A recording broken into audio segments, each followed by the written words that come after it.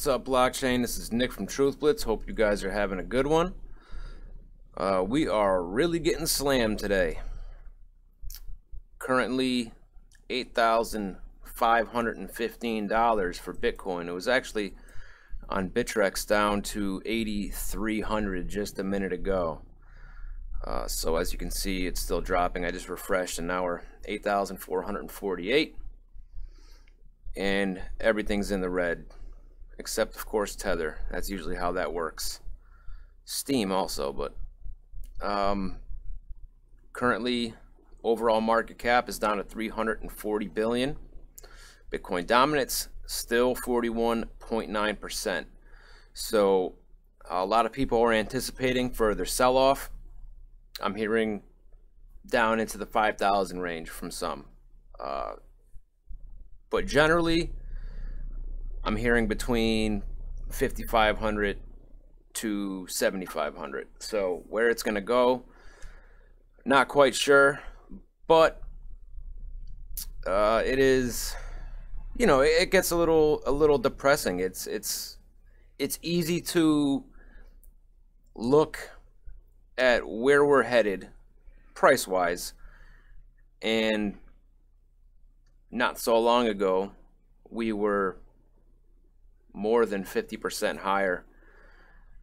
You know, the overall market cap had gone above half a trillion. Bitcoin was just about 20,000. Everything was up.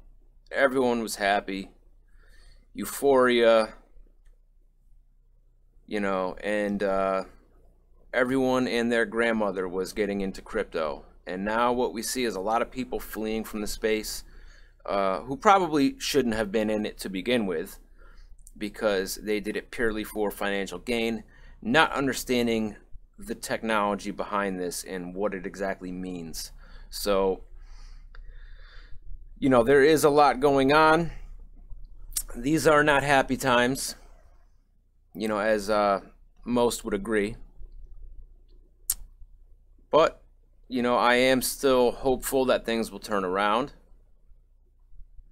There is many people who are calling us delusional, who are saying that we're in denial because it's all going to zero, and you know, we just haven't come to terms with it yet.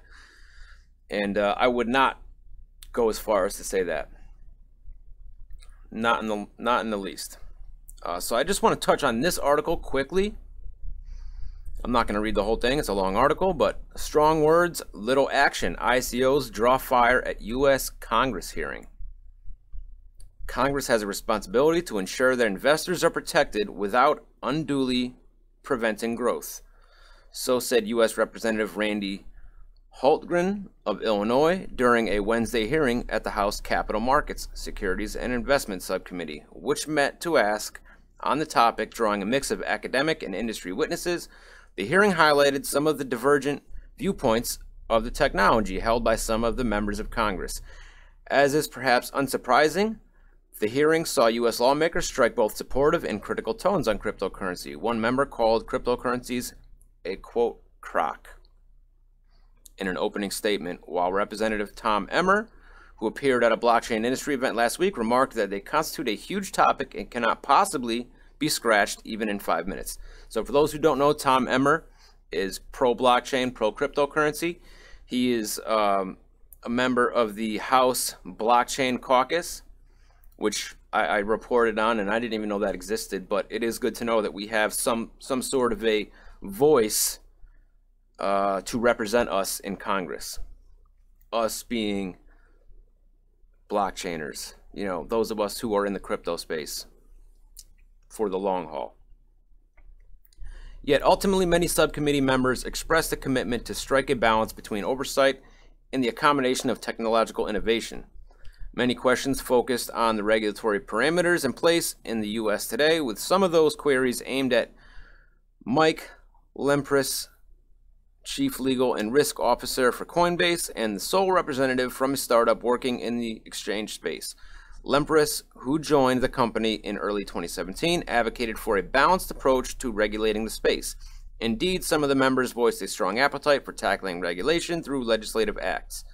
Mike Maloney, who is the ranking Democrat on the subcommittee, explained that she is...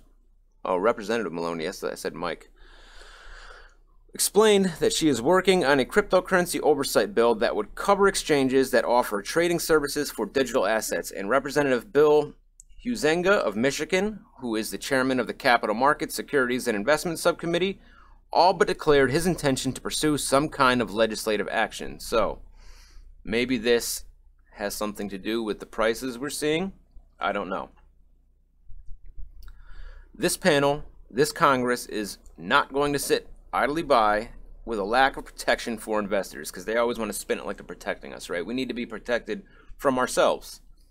You know, and that goes for everything. You know, we can't have guns because we need to be protected from ourselves. We can't invest in cryptos because we need to be protected from ourselves. So on and so forth, and it goes on and on and on, and that's just the way it is. This has become a giant nanny state.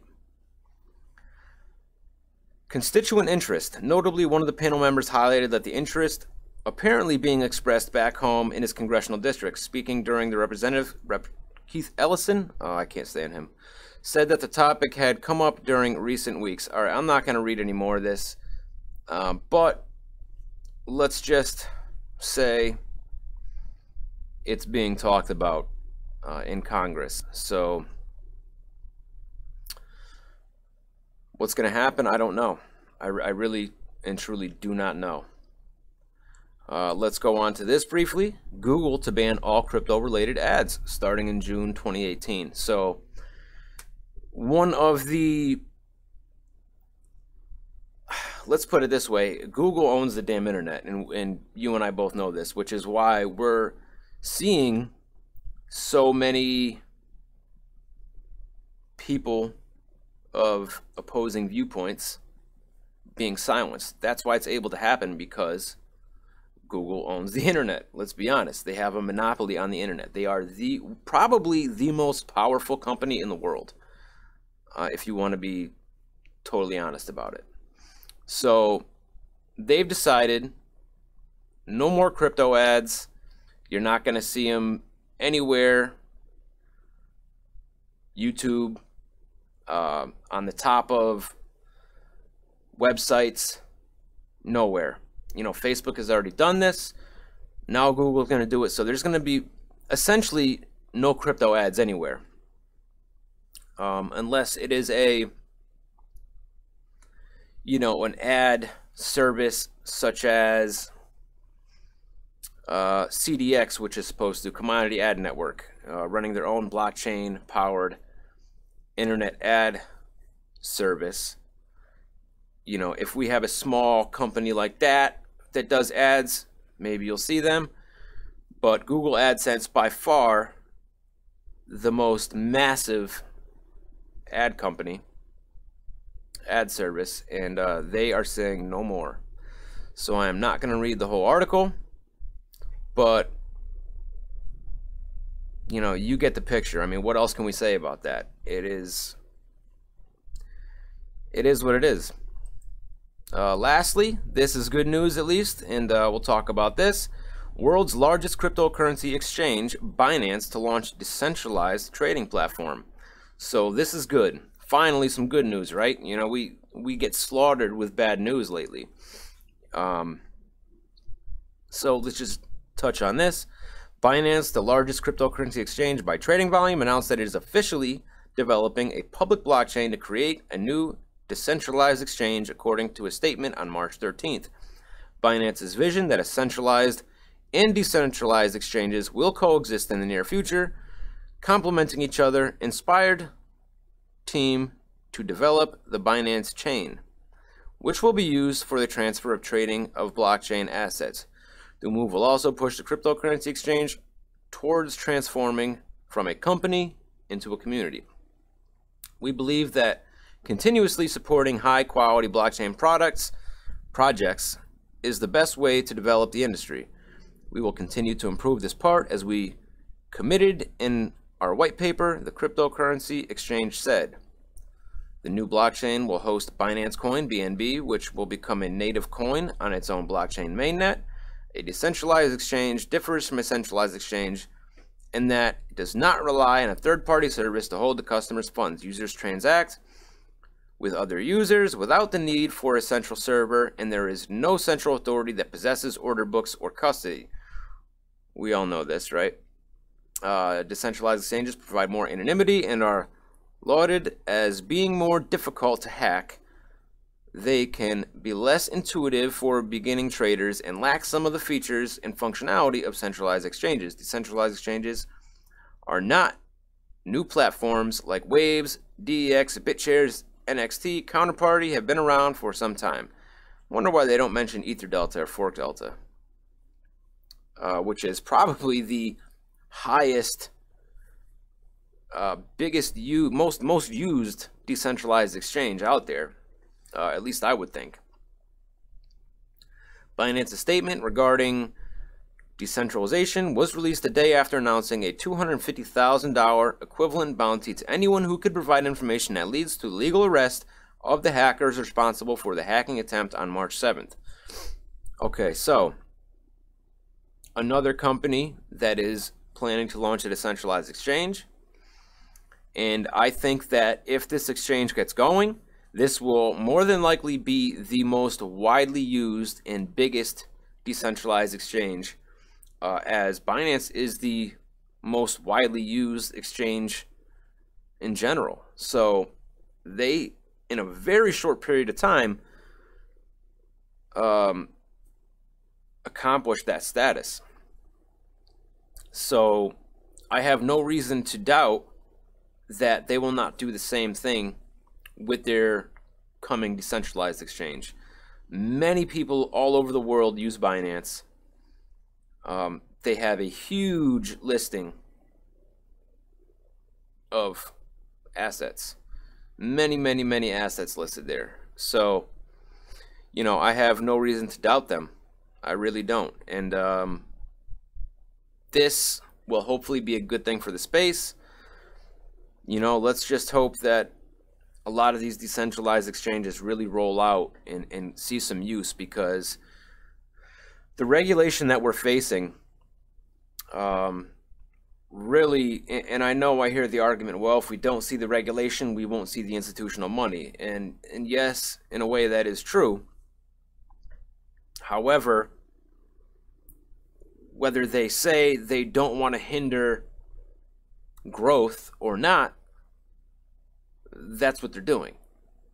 They don't want to, you know,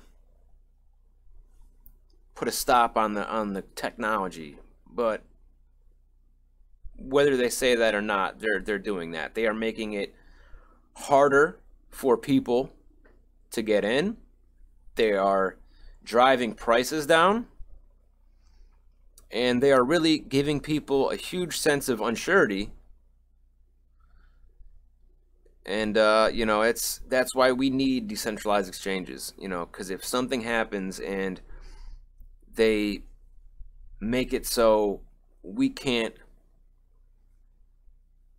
access centralized exchanges, we need to have that there as a backup so that we can do what we need to do as far as buying, selling, etc., no matter what. So anyway, guys, that is it for now. Check me out at truthblitz.com. You guys please like and subscribe to this channel. You can also check out my non-crypto channel, which I will leave a link in the description. And also check out the Block Party podcast channel, and please subscribe over there. Crypto Blood and myself do a podcast bi-weekly. We have an episode coming up this weekend with a guest that you guys probably know of. And that's it. So I will talk to you guys soon.